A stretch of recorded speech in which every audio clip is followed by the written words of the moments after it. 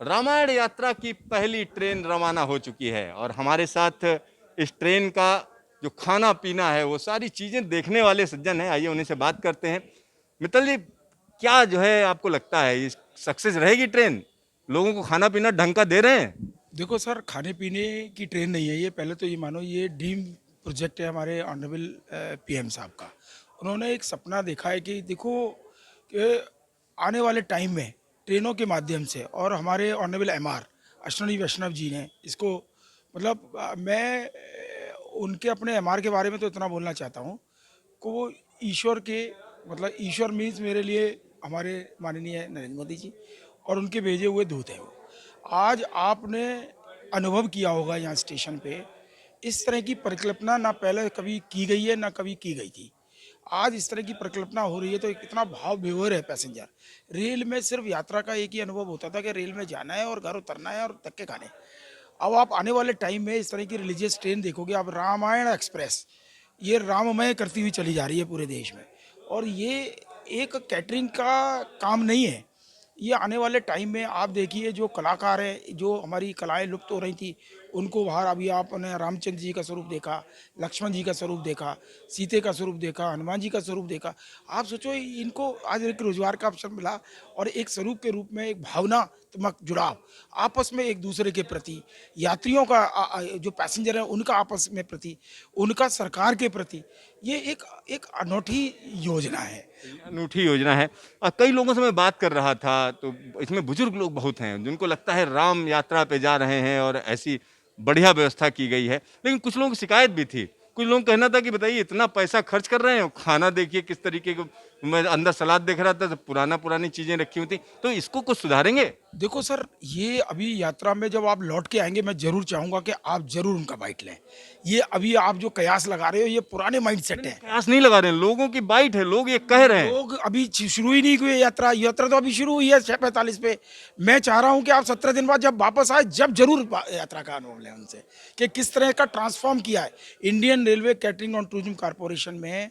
हमारी माननीय सीएमडी रजनी हसी जाने जिस तरह का इसका स्वरूप बनाया है उसके अंदर कोई चांस ही नहीं है। अच्छा, कोई आपकी जिम्मेदारी बनती है ना कि लोगों को जो है अच्छी चीजें मिलें, बढ़िया चीजें मिलें और लौट के आए तारीफ ही तारीफ। जब मैं उनसे बात करूं मजा आ जाए। सर, आप लौट के आने में डांस करते हुए आएंगे, उतरना नहीं चाहते। मैं आपको अनुभव बता रहा हूँ, उतरना नहीं चाहेंगे, कहेंगे और यात्रा का इतनी जल्दी खत्म हो गई। ऐसा अनुभव मिलेगा। मैं आपको इनवाइट करता हूँ इस चीज़ के लिए कि ये ड्रीम, ये कोई खाने की सर्विस नहीं हो रही है। ये एक सपने पूरे हो रहे हैं सबके, उस यात्री के जो इसके अंदर बैठ के 140 लोग गए हैं और उनकी भावनाओं की कद्र हो रही है। और उनकी भावनाओं की कद्र हम नहीं पूरे करें, हमारा कैटरिंग कारपोरेशन, हमारा मंत्रालय, हमारा पीएमओ सब लगा हुआ है। किसकी मजाल है कोई इसके बीच में आएगा? आपको लगता है क्या? और भगवान राम का नाम है, आप सोचिए, भावनात्मक जुड़ाव है सबका। तो ये आप बिल्कुल सोचना बिल्कुल बंद कर दीजिए कि वो रेल के अंदर कभी कोई पुरानी चीज़ हो गई थी, उसका कोई कारण रहा होगा, उस पर अभी डिस्कशन करने का सब्जेक्ट नहीं है। अभी जो नई चीज़ हुई है उसमें खुशी होना चाहिए हमको। और जो रोजगार के अवसर लोगों को मिल, जो लोग वेट कर रहे हैं। इसमें कितने लोगों को रोजगार मिला है? ये ट्रेन चल रही तो आपने कितने लोगों को रोजगार दिया? इसमें करीब इसी ट्रेन के माध्यम से करीब डायरेक्टली इनडायरेक्टली 125-150 लोगों का अराउंड द ट्रिप रोजगार का अवसर मिला है। जिसके अंदर जितने भी कमर्शियल लड़के काम कर रहे हैं वो हैं, गाइड्स हैं, होटल्स के लोग हैं, और जो हमारे कला का प्रदर्शन करने वाले हमारे हमारे जो पूरा उनका जो थीम हमारी डिज़ाइन की है वो सारे लोग हैं। अंदर वेटर्स हैं, जो वेटर्स भी हमने सारे रुद्राक्ष की माला आपने देखा होगा, गेरुआ।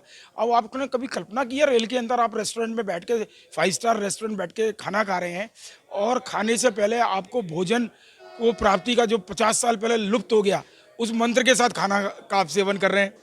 और आतिथ्य के लिए जो आदमी पहले 30 साल पहले कोई घर में आतिथ्य आता था तो मंत्र पढ़ा जाता, वो मंत्र पढ़ा जा रहा है। तो ये एक परिकल्पना, एक डिफरेंट टाइप की परिकल्पना है। इसको आप उस तरह से ना देखें, इसको डिफरेंट वे में देखें। और ये सपने हमारे द्वारा नहीं देखे गए, हमारे मंत्रालय द्वारा देखे गए। और तो हम ये एक और चीज़ है, जब इतनी बड़ी यात्रा है, खास तौर पर जब हम इस सरकार की बात करते हैं तो भगवान राम के नाम पर ही बहुत लोग कहते हैं कि उसी नाम पर जो है राजनीति चल रही है और उसी पर ये सत्ता में आए, इस तरह की बातें कही जाती हैं। तो क्या इनके लिए अलग से ट्रेन नहीं होनी चाहिए थी कि ये बुद्धा सर्किट वाली ट्रेन को ही इस्तेमाल कर दिया गया? तो अलग से ट्रेन होनी चाहिए थी, नहीं होनी? देखो सर, पॉलिसी तैयार है, उस पॉलिसी का ये पायलट प्रोजेक्ट है और पॉलिसी तैयार है। अभी 1 हफ्ते के बाद आप फिर इंटरव्यू ले रहे होगे आप किसी न किसी का, और वो ट्रेन जा रही होगी, वो पूरी कंसेप्ट ही स्पेसिफिक सर्किट पर तैयार होने वाली है।